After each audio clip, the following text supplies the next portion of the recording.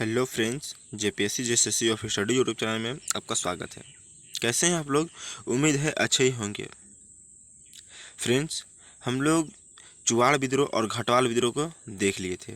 आज हम लोग को देखना है पहाड़िया विद्रोह, जिसका शुरुआत हुआ था 1772 से 1782 तक चला था।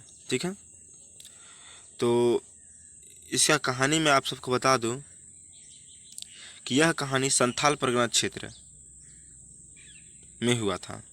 यह विद्रोह, ठीक है, यह विद्रोह संथाल परगना क्षेत्र में हुआ था, जिसका नेतृत्व की थी रानी सर्वेश्वरी, जो महेशपुर की रानी थी। ठीक है, चलिए फ्रेंड, हम लोग आगे देखते हुए क्लास में समझेंगे और ज़्यादा। ठीक है, चलिए।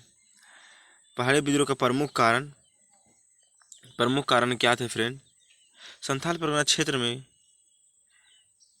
काल मतलब अकाल पड़ने के कारण, ठीक फ्रेंड, अकाल पड़ने के कारण यहाँ के पहाड़िया जनजाति पहाड़ से नीचे उतरने लगे और मैदानी इलाकों में लूटपाट करते थे।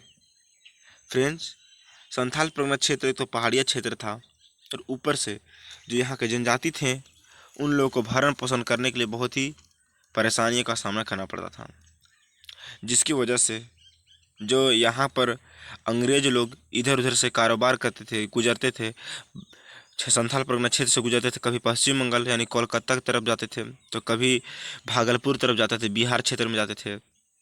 तो इन लोग अपना भरण पोषण, अपना पेट चलाने के लिए इन लोग लूटपाट करना शुरू करते हैं। और लूटपाट करने में जो राजा है फ्रेंड्स, राजा सुमेर सिंह की हत्या हो जाती है। ठीक है फ्रेंड, राजा सुमेर सिंह की हत्या हो जाती है, और उसी के साथ में अन्य नेताओं का भी, अन्य वहाँ के लोगों का भी, दो चार लोग के थे जो महत्वपूर्ण नहीं है, इसीलिए मैंने नहीं लिखा, लेकिन उन लोग का भी मृत्यु हो जाता है। मेन कारण यही बताया जाता है फ्रेंड पहाड़िया विद्रोह का, जो जिसमें विद्रोह होती है। ठीक है, चलिए हम लोग देखते हैं पहाड़िया विद्रोह कितने चरण में होता है। तो पहाड़िया विद्रोह फ्रेंड 4 चरण में होता है। ठीक है, पहाड़िया विद्रोह कितने चरण में होता है? तो 4 चरण में होता है। आप लोग याद रखिएगा, क्योंकि जो चरण वाले क्वेश्चन है ये पूछा जाता है कि पहाड़िया विद्रोह कितने चरण में हुआ है, या पूछेगा कि पहाड़िया विद्रोह का दूसरा चरण का नेतृत्व किसने किया है, इस तरह से। कभी पूछेगा कि चौथे चरण का नेतृत्व कौन किया है, इस तरह से पूछेगा। ठीक है, तो एक चरण, दूसरे चरण, तीसरा चरण और चौथा चरण। तो हम लोग अब देखेंगे कि कौन कौन से चरण में कौन कौन से भाग लिए हैं, कौन कौन से नेतृत्व किए हैं, और किस तरह से इसका दमन किया गया है, ये सब चीज़ को हम लोग देखेंगे। चलिए फ्रेंड, क्षेत्र क्षेत्र कहाँ पर हुआ था? पहाड़िया क्षेत्र का संथाल परगना क्षेत्र मुख्य रूप से कहा जाता है, लेकिन कौन कौन सा क्षेत्र है?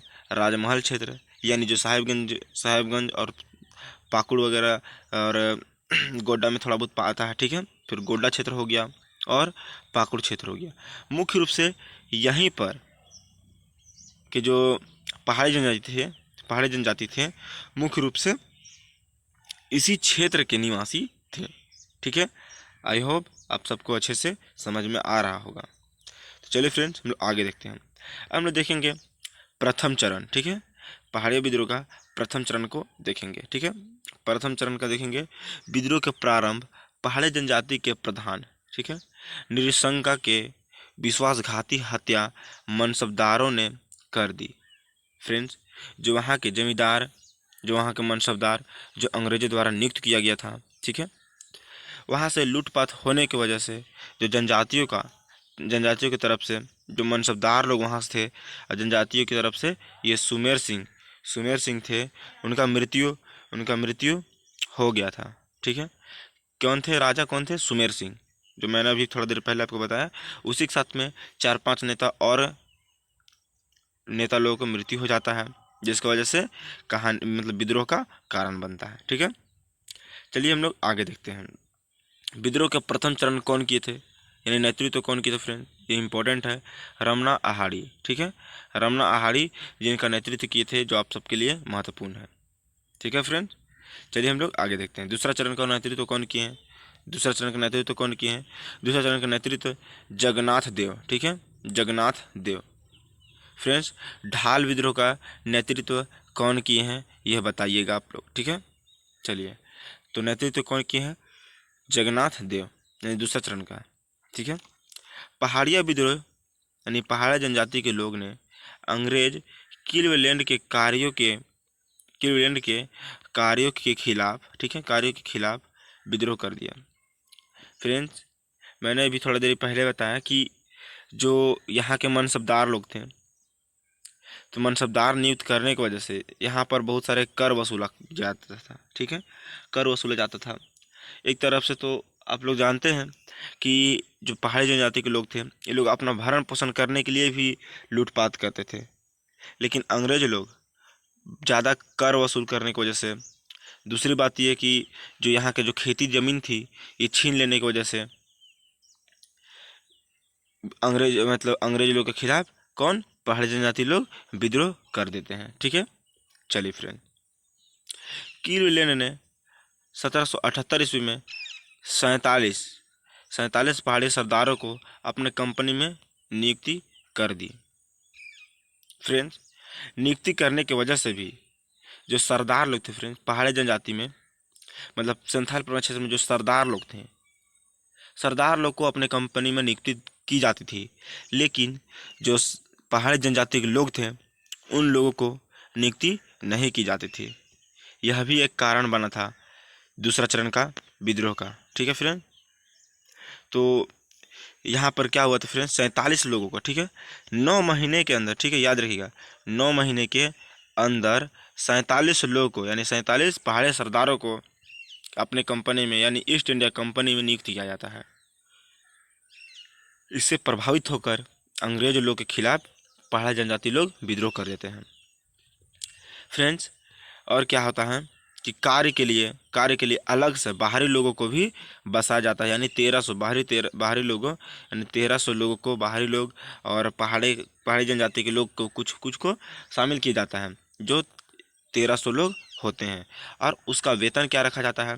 2 रुपये से, ठीक है, 2 रुपये से 10 रुपये तक का वेतन रखा जाता है।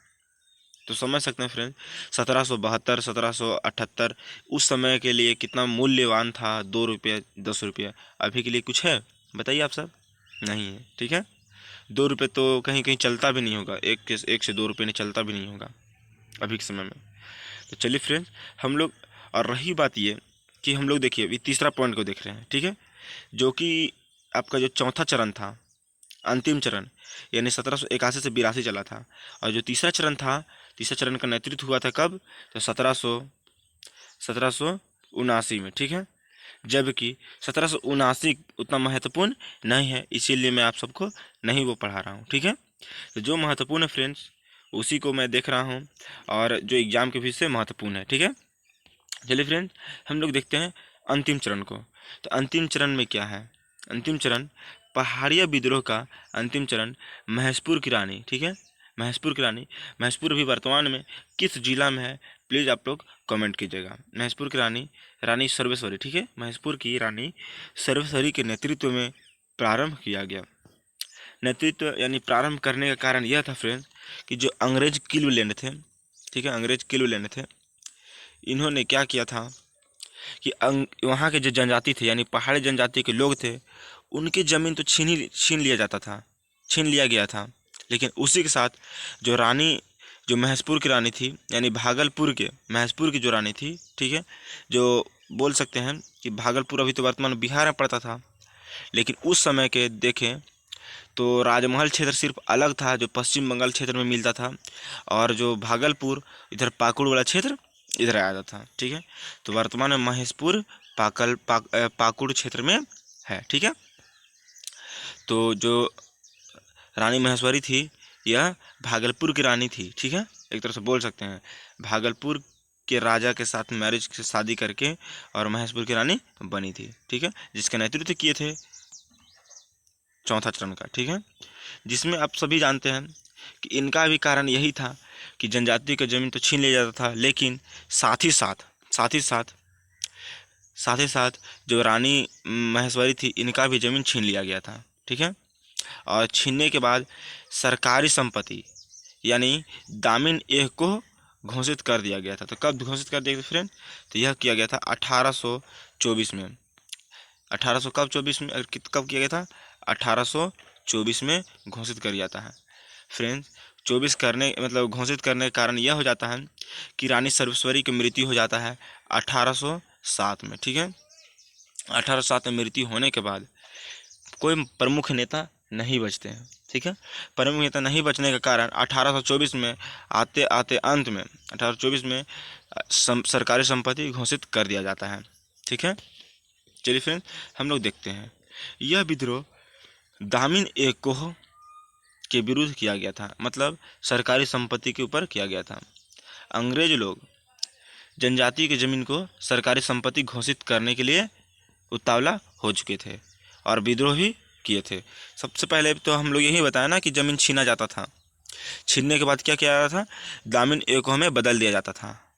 ठीक है, तो उसका अर्थ होता है फ्रेंड सरकारी संपत्ति। ठीक है, चलिए भागलपुर के जिलाधीश क्लीवलैंड के सुझाव, यानी क्लीवलैंड कहाँ के जिलाधीश थे? तो भागलपुर के थे। ठीक है, याद रखिएगा, के सुझाव पर रानी सरस्वती की जमीन छीन ली गई थी। देखिए फ्रेंड, जमीन छीन ली गई थी किसका? रानी सरस्वती का। कहाँ की रानी थी? महसपुर की रानी थी। महसपुर कहाँ पर है? तो पाकुड़ जिला में है। ठीक है, भागलपुर के जेल में रानी सरस्वती की मृत्यु 1807 ईस्वी में हो जाता है। ठीक है, मृत्यु होने के बाद कहाँ पर मृत्यु होता है? तो भागलपुर जेल में। याद रखिएगा, भागलपुर जेल में कब होता है? तो 1807 ईस्वी में। किनका होता है? रानी सरस्वती का। कहाँ की रानी होती है? तो पाकुड़ महसपुर की रानी होती है। ठीक है, फिर क्या है? अंततः पहाड़ी जनजाति की भूमि को 1824 में, ठीक है, 1824 में दामिन एकोह के नाम देकर सरकारी संपत्ति घोषित कर दिया जाता है। यह हमारे लिए हम सबके लिए महत्वपूर्ण जानकारी था। जो पहाड़ी जनजाति से जितने क्वेश्चन बन सकते हैं एग्ज़ाम के बीच से, वह आप सबके लिए मैंने बता दिया है। और अगले दिन हम लोग देखेंगे इसका महत्वपूर्ण प्रश्न उत्तर को देखेंगे, ताकि हम लोग को एग्ज़ाम में कोई कन्फ्यूज़न ना हो और एग्ज़ाम क्वालिफाई करने में कोई प्रॉब्लम नहीं होगा। तो चलिए फ्रेंड्स, यह क्लास आप सबके लिए